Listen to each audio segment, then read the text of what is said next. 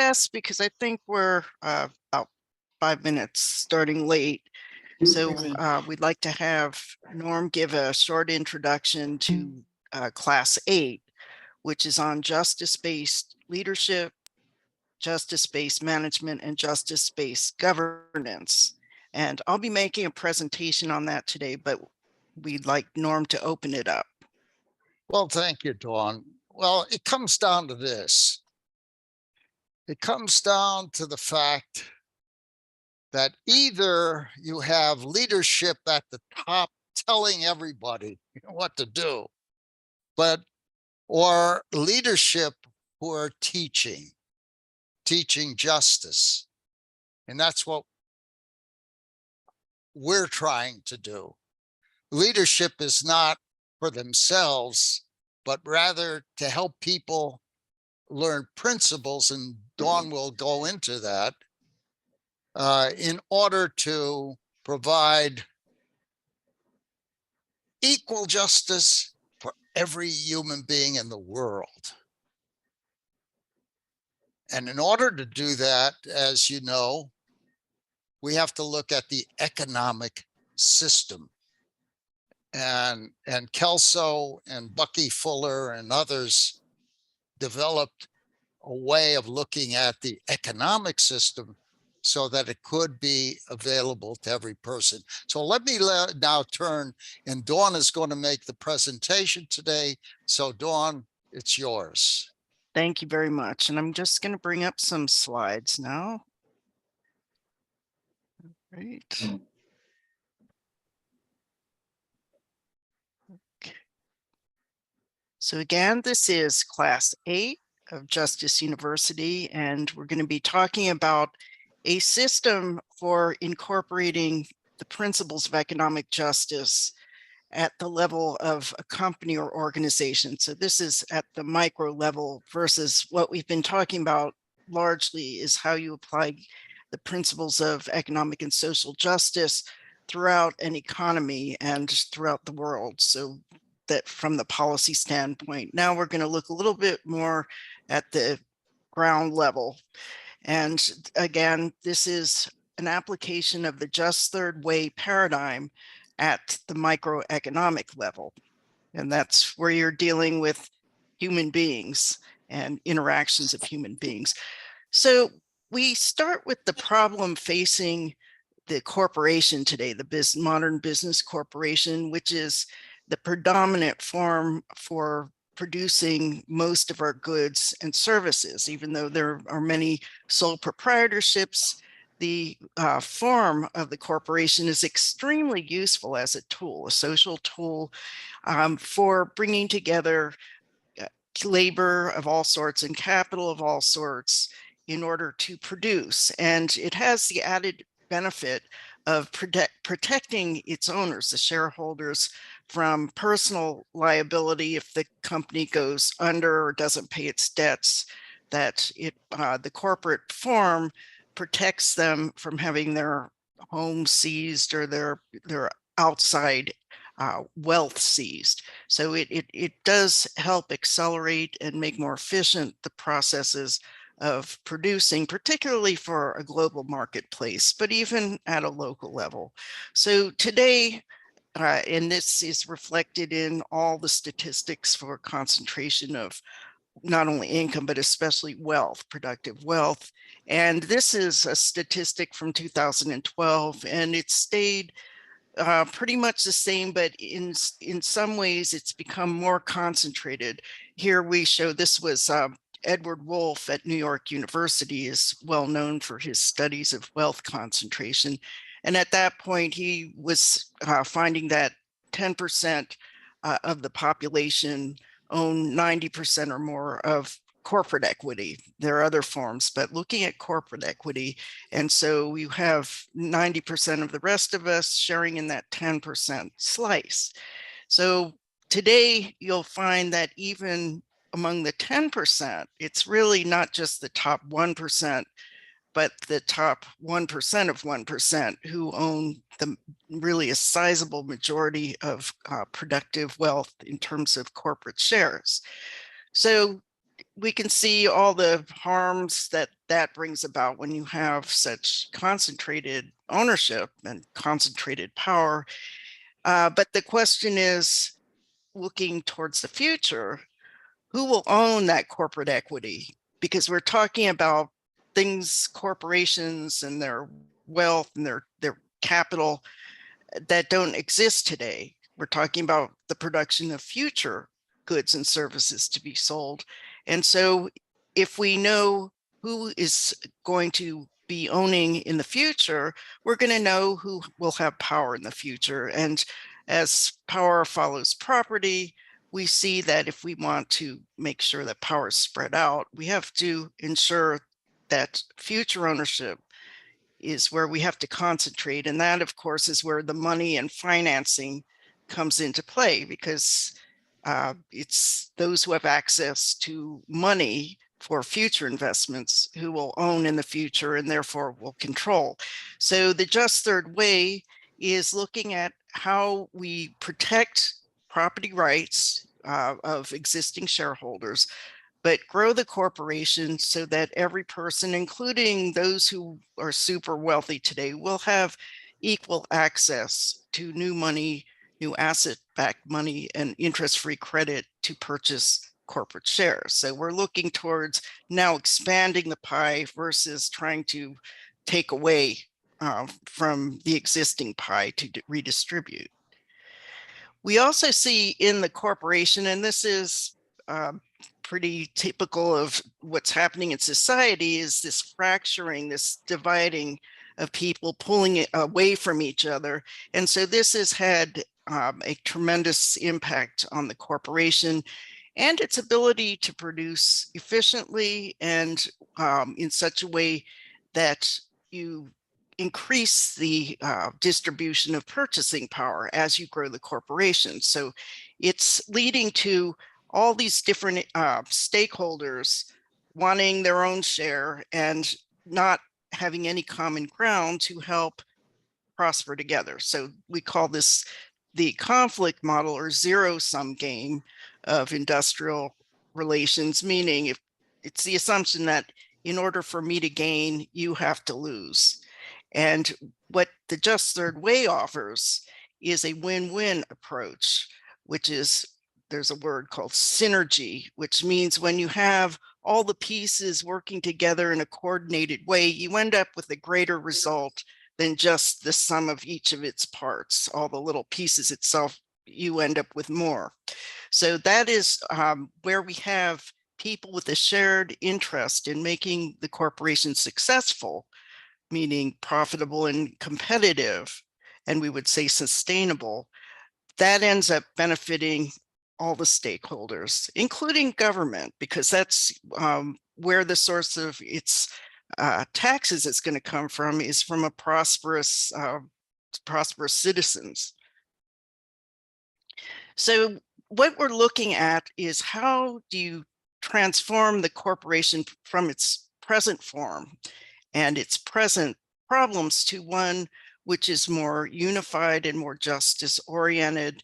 And we look at what we call the wage system, wage welfare system, which is assuming that the only way most people will get their income is from their wages and salaries. And the way to prosper is to get more wages and salaries each year. And regardless of whether the individual's producing more or contributing more to the growth of the corporation, the earnings. So you have what Norm, in one of his many life stories, describes as the pyramid form of the wage system corporation, where you have the pharaoh at the top and everyone at the bottom serving the pharaoh. And we see that in this typical system, you have monopolization of power at the top, and generally there's going to be control through fear, and that's within the corporation. It's the fear of losing your job, among other things, but that's the big controlling factor that many people, it ties them to the company, or it keeps them silent when they are aware of a problem. And it, of course, is reflected in the ownership. It's very concentrated, control is concentrated. At best, you have benevolent paternalism, it's generosity, giving people, maybe raising or paying out a bonus because you had a good month and we're going to just, we feel good, we're going to give you something extra, but there's no sharing of power. And accountability, it's everyone is accountable to the leader, but the leader is not accountable to anyone else. And the incentives, again, are, it's really the distribution of rewards from those who have to those who don't have. And it also is reflected in how rewards and pay increases are often totally disconnected from whether there's actual profits being generated, which is, if you can see on Wall Street, when the prices of shares go up, it doesn't necessarily have anything to do with the soundness of the company. And so this leads to a lot of waste within the corporation, and even to the point where there's theft, there's people quit. People don't have a real stake in the companies they work for. And so this is everything at this point, unless you're an owner, you're going to be worrying about your income security, and that will tend to keep you quiet when someone may need to speak up. And as a result of that, the corporation has become the target of political attacks, where people, for example, on the left view the corporation itself as an evil entity that is controlling the world. The corporations are controlling everything, and they lose the sense of the corporation is only a social tool. It is owned by human beings, and those human beings at this time have access to the means to continue their ownership and control over this very powerful social institution. So without getting too much into the details of the justice-based ownership approach, justice-based management, leadership, and governance, it flips that pyramid on its head so that we would have the leader at the bottom here, the servant teacher leader, whose role is to teach and help people internalize principles of justice, economic justice, so that it becomes part of their daily habits. It's the way the business operates. So every level of the corporation, starting from the, let's say, the leader of the company, and then you have generally a core team, leadership team, which may be made up of people from many parts of the company, and then each level, middle management, until you get to the frontline workers who are dealing directly with customers. And what unites them is the idea of delivering the highest value to the customer and empowering every person at every level to do this. And if they do this well, they will succeed in the marketplace. So all these things, everything has to now be consistent and reflect this common interest of every person. And we'll get into more how this reflects in the corporation and the structure of the enterprise. But at all aspects of a company, you would look at, is this reflecting the principles of economic justice? So this also says, if we're going to talk about economic justice at the level of the corporation, we must ensure that every person has equal opportunity to become an owner and equal access of every person, no matter what their position in the company is. Whether they're the janitor or the CEO, they must have equal access to the means of acquiring and owning productive capital. So I'll talk about a little bit later in terms of an employee-owned company using an employee stock ownership plan, how we would view the structuring of this, so that as the corporation finances its growth and it's not using anyone's personal savings, then the social means of money and credit newly created should be extended equally to every person. Your labor inputs, how that's valued in the marketplace is another matter. But in terms of pure future capital ownership opportunity, it should be equal. And secondly, we have to remember that if we don't respect private property as a universal principle and respect the private property rights of others, including existing shareholders, then that negates the validity of property rights for ourselves. So this is something that must be built into the system so that no one is ever deprived of their rights or the wealth. And again, as we look at how do we start structuring this in the corporation, we have to start with each person, each human person, the importance of each person, the dignity and empowerment of each person. And in the economic sphere, that means economic empowerment, which it's basically translates into no one should have control over your stomach or my stomach, that we must have the means to sustain ourselves and our families. And again, if we're going to transform the corporation from a wage system social tool to an ownership system tool, we have to look at how growth is financed. And that will start with the creation of new money, asset-backed money, which in terms of what the business is getting a loan or someone is getting a loan in order to become an owner in the shares of the company. So it's how we democratize access to insured capital credit. So this is at the level of the corporation and those who are going to own the shares in the corporation. They need to have access to insured capital credit. And it requires that rather than forcing people with no savings to repay loans, you create that automatic repayment through the corporation's profits. So as new capital is added and new goods and services are sold, that becomes the source of capital loan repayment. And of course, we bring in the idea of insurance because life is not perfect. And occasionally something will happen so that the loan isn't repaid, but that's where insurance comes into play.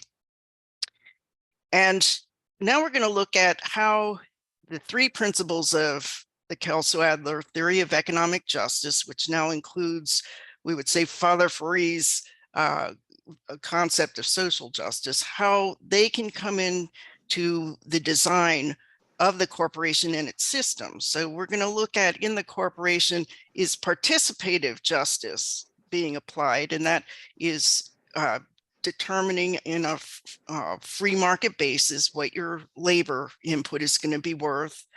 And that is subject to variations in pay for a labor contribution.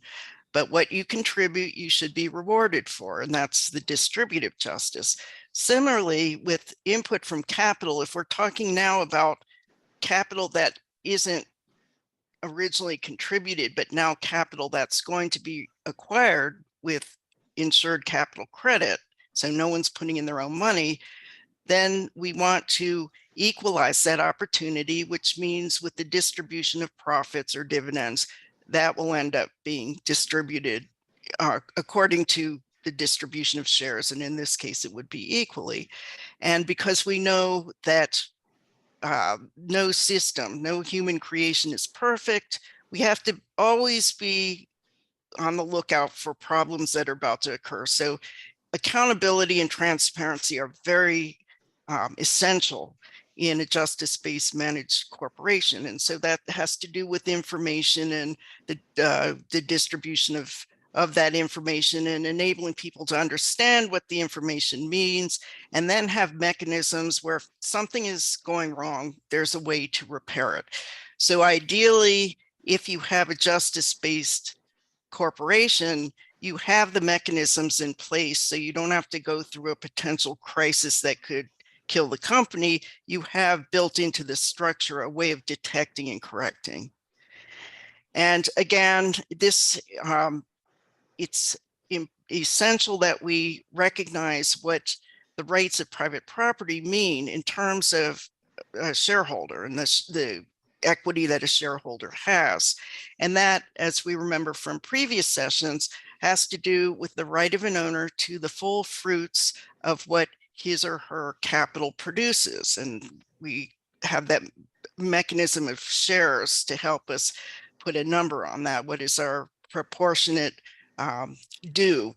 And then also, as an owner, you should have the right of control over what you own. And that translates into the vote, a shareholder vote. Now, how that vote, how broadly that extends beyond the essential right to be able to vote for your representative on the board, it can also extend to certain issues where you want a direct vote from the people who own. But generally, just for efficiency's sake, you want to enable people to elect members of the board who represent, that they feel confidence in, who will be overseeing the interests of those shareholders. So there are different ways to structure the control of governance in a company, but it must reflect those basic principles of private property. So again, in the big context as well as the small context, we face this enormous challenge of shifting from a wage welfare system to an ownership system. And just speaking from personal experience, as our professional company, as we installed employee stock ownership plans that we lasted for many, many years. And what we noticed in one example, it was originally a company owned by a husband and wife who started just with a truck, and they built up a plywood business for builders, and they gradually brought in more people into the company. They were very generous people. They started with allowing their workers, whoever could afford it, to buy shares, and they instituted an excellent profit sharing plan. It was the husband was an engineer, so he worked out something that was simple and brilliant, and it was essentially to teach people, what creates profits. So identifying the bottom line and then knowing what profits were available, and based on a formula, not arbitrarily, based on a formula, people in the company would know how much they would share in profits. So they had built up a very successful system before they even introduced the ESOP, which became a way that the owners could sell out the company to their employees. And we were consulting with them for at least 2 decades or more. And what happens is that the outside culture sends signals, and you are constantly, there's a turnover of people work in the company, a change in leadership and management.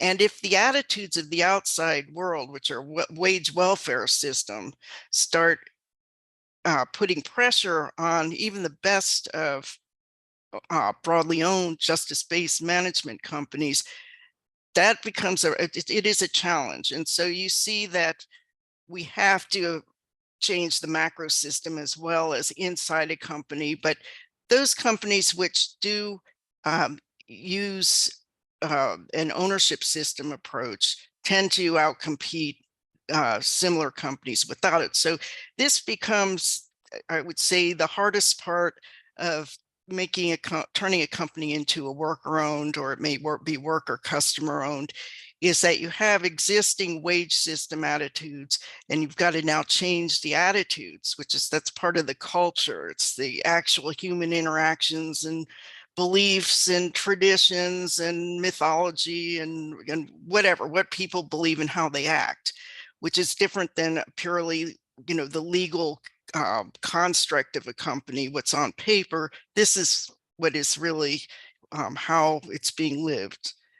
So again, culture is the shared beliefs, values, attitudes, behaviors, customs, arts, and social institutions of a particular nation, people, or social group. So you can see our present culture today in America is not a justice-based ownership society or system, but that's what through processes of social justice at different levels of the common good, we can start to change.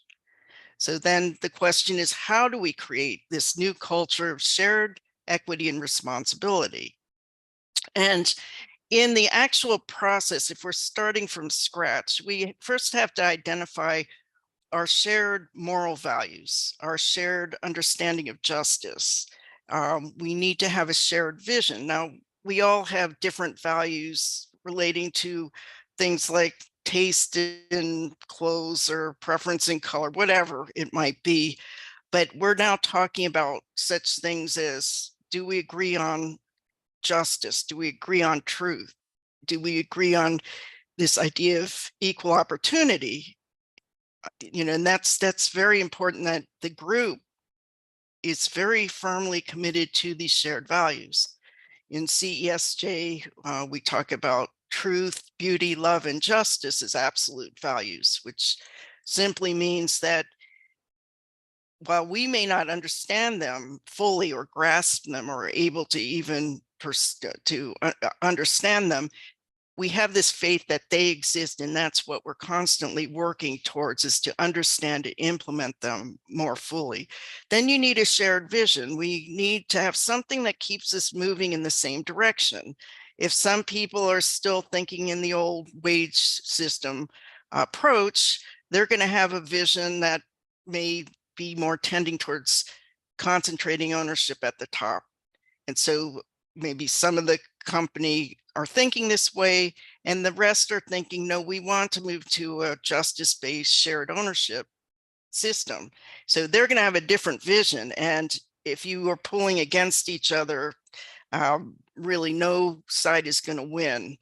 But you certainly can't make that transformation. And then you have to have a strategy that this evolves over time, and there may be shifts as certain circumstances occur, but everyone in the company has to understand where we are moving as a group, and that we're going to move together in a certain way. And justice-based management is, and I would say leadership and governance are all starting with this notion of, how do you structure the diffusion of power? Because power does tend to concentrate, and it tends to concentrate at the top and with those who own more. So what is it, rather than leaving this up to chance or benevolence, we need to look at how the underlying structure of our institutions, in this case, the corporation, make sure there are always checks and balances, make sure that equal opportunity is always systematically spread out in our policies, how we do things, how we grow, how we finance our growth. So justice-based management was really the core concept that we started with, and that is coming up with a management or organizational system for transforming the business corporation. And here you see the human person, and you see the scales of justice. So that's to remind us that we want to be always thinking about, what is the place of the human person in our company, whether it could be the workers, it could be customers, but we want to treat everyone with justice. And one of the essential concepts is leadership, because in any endeavor where you have more than one person, you're going to need to have some impetus and leadership. And leadership may flow and change depending on the needs of the organization. Or, for example, certainly during World War II, you had Winston Churchill, who was the right man for leading Great Britain through that horrible war. Afterwards, he was maybe not the leader in order to move forward, but in any case, people then look towards a different type of leadership. But essentially, you always want to have leaders who are fixated, focused on justice as a guiding principle. And what this sort of leader, as opposed to the top-down dominating leader, serves, teaches, and empowers others. That's, at least they are constantly striving to do that.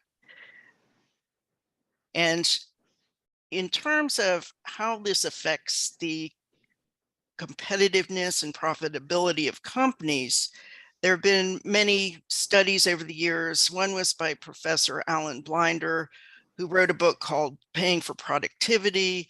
You've had studies done by a number of universities, which find that other things being equal, if you have two companies that are in the same industry, same size, etc., but one has certain elements, those we would say the elements of an ownership culture, they tend to outperform the other company by 150% in terms of profitability.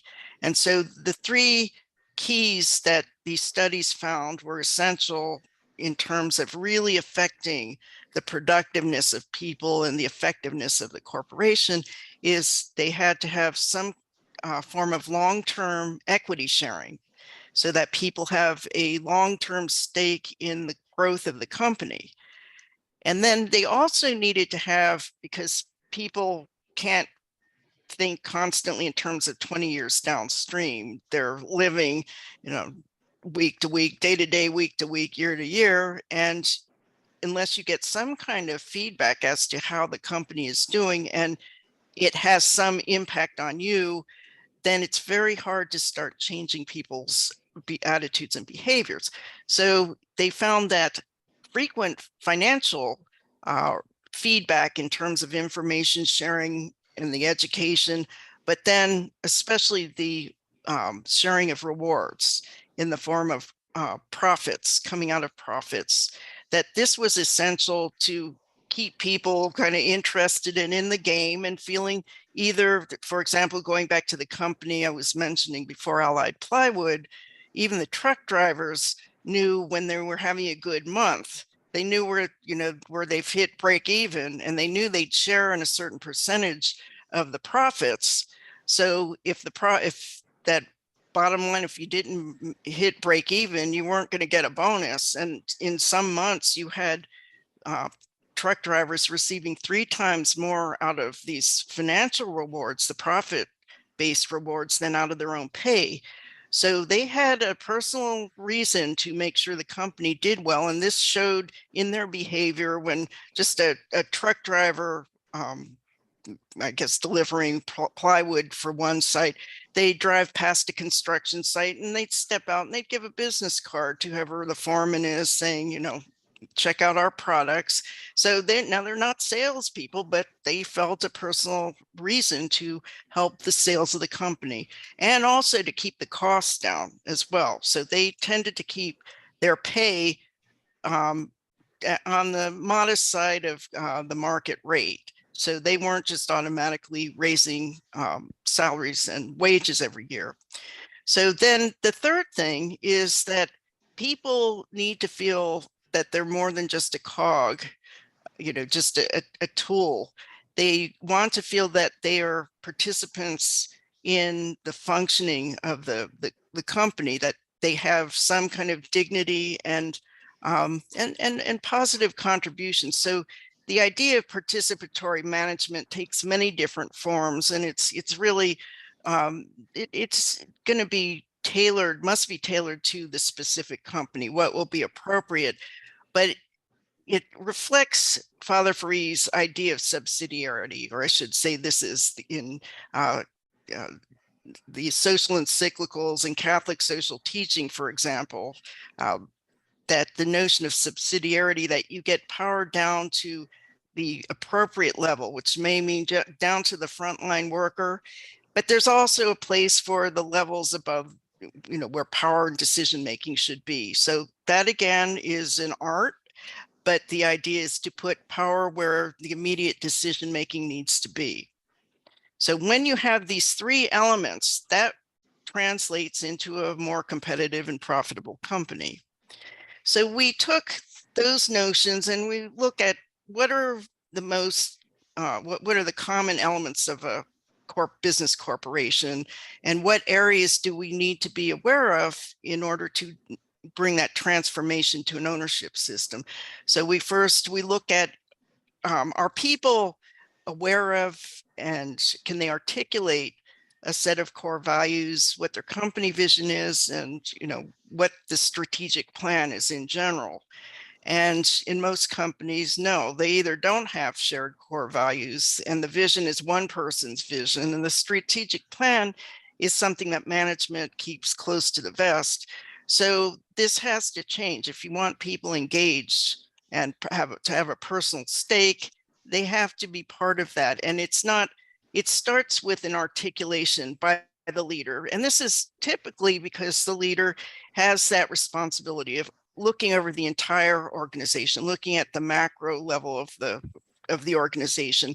So that person will, it's more in line with what they do, that they will have be able to clearly define or give that person's understanding of that. And what we took this, then built upon this, you take this process through all levels of the company so that every person has a chance to hear and listen and make recommendations, etc., to develop a statement that everyone feels that they had a part in creating.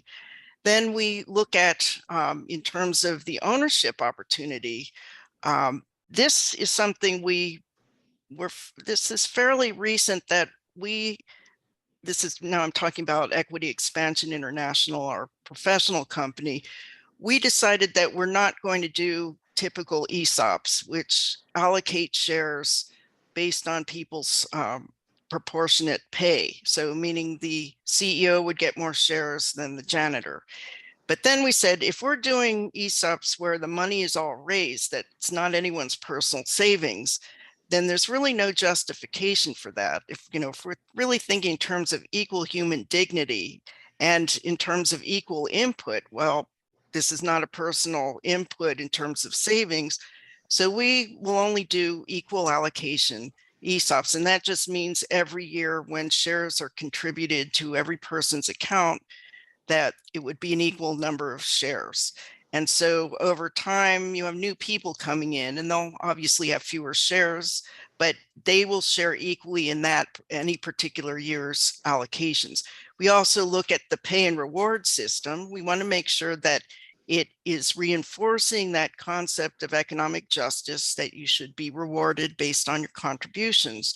So this can take many different forms, whether we look at monthly bonuses are very important, but also annual rewards if we want to recognize special effort or special contribution by an individual.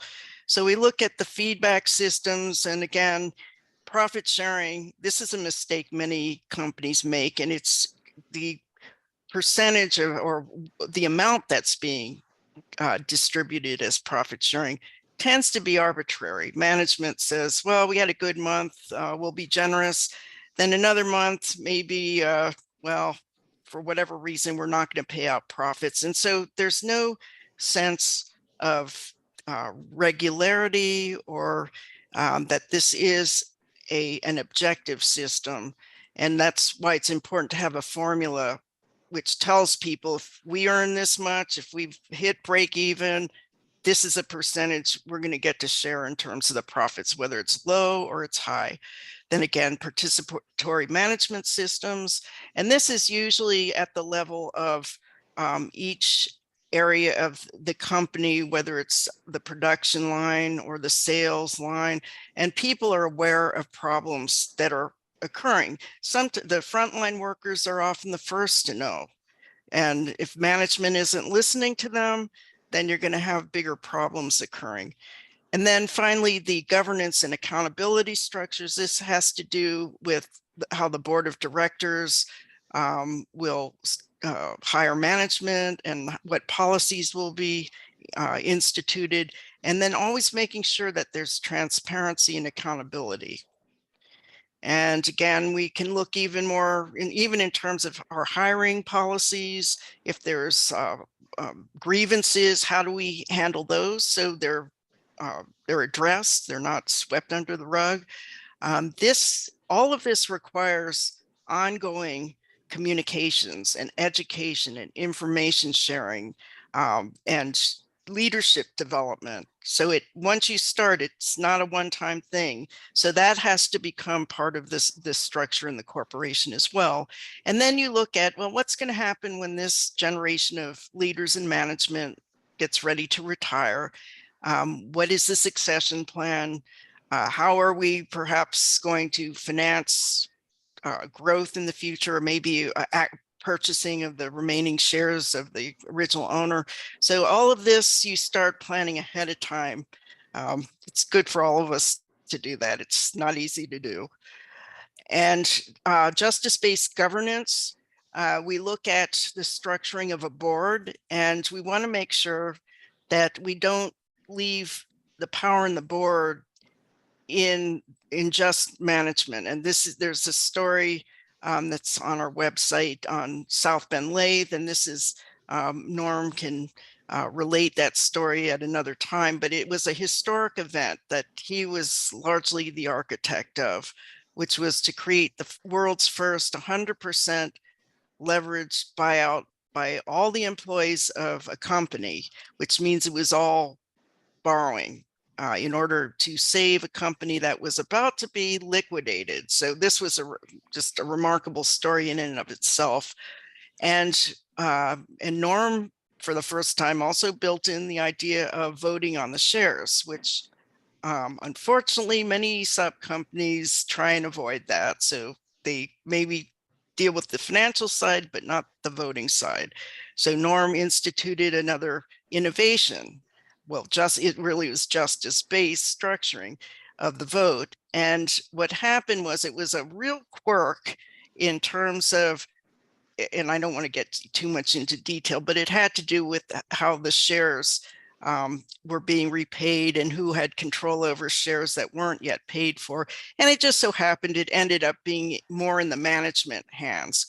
And so we learned through difficult experience that you have to look at a fair structuring of the board. We would recommend that a third is management, a third is non-management, and then the other third should be outside board members who both management and non-management agree to. And also in the governance, you can't have a company operating like, a town hall where every decision is voted on. Your business will come to a standstill. So you have to weigh how decisions are made without making the company inoperable or diluting the ownership rights of existing shareholders. So those are issues we look at. And then we came up with the idea of ownership unions to transform labor unions, which are now really mechanisms of the wage system. And we have an example with Walter Reuther, who Norm had the opportunity to work, I guess, under with the Citizens Crusade Against Poverty. But he was the president of the United Auto Workers, very powerful guy. And he heard about Kelso's thinking. He was already thinking somewhat along the lines of profit sharing, but he testified before the Joint Economic Committee saying that if workers could get their gains through profit sharing and ownership sharing, this would enable US companies to be more competitive because they wouldn't have to raise their fixed costs. And so he was a visionary, and if the rest of the labor movement had listened to him, I think we'd be in a different position than we are today. And then we're looking at also now the unions have to shift from wage system orientation to ownerships thinking, so that their membership could be vastly larger than it is today. Labor unions are losing membership except in public sector unions, but now they could represent all owners, including the new owners to be created through the Economic Democracy Act. And they can help in teaching, educating, training people in ownership. So that's one of the goals is, and we want to get to leaders in the labor unions to start presenting these ideas to them, because they could be a very powerful political force to help get the Economic Democracy Act enacted. And again, this is the social justice component of justice-based management. Governance leadership is the idea of there's always going to be the need for fixing and improving your systems, because they may be very effective at present, but something happens. Maybe there's an innovation in your industry and it throws a monkey wrench into the works, and we have to rethink things, or the economy is going through a decline. What do we do about that? How do we make sure our company can survive? So that notion of continuous system improvement is essential. So then we look here at what we call the active social justice, which is the art of change in a justice-based managed company.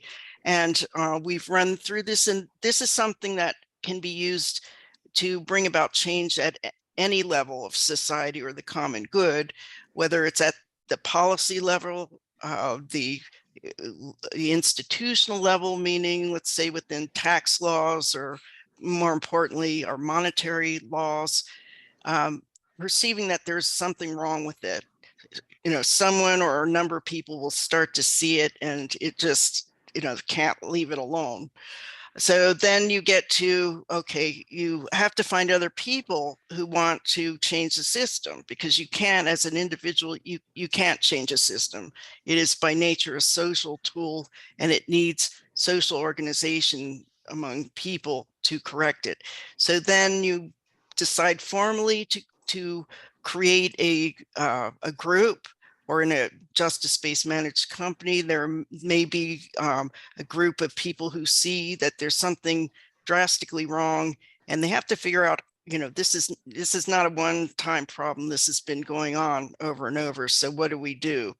So then they're going to come together. They're going to educate each other about, okay, we all agree there's a problem. We want to fix it in a certain way. We don't want to make the problem worse. We're going to approach the solving of this problem in a particular way. So then we have to be very clear on what is the problem, diagnosing it accurately. In a company, you better have numbers to back up. If you're going to propose a change, you need to show, in terms of the costs and the benefits, and whatever. When you make a presentation to management in particular, you define the problem very succinctly, so it's clear in people's minds, what needs to be changed. You formulate a solution to this that is justice-based. Then you have to start, okay, what specifically do we do? So the action planning gets even more specific. And then as you start to act on this, you got to bring more people in to this effort to correct the system. You want it to grow till the point where, okay, it's going to happen. There's the resistance that you're going to just naturally have from human inertia. You overcome that with enough educated, focused people who are supporting the change. And then that helps the change actually be introduced. And then after that, you want to make sure your corrections did what they were supposed to. So evaluation of the results and maybe fine tune.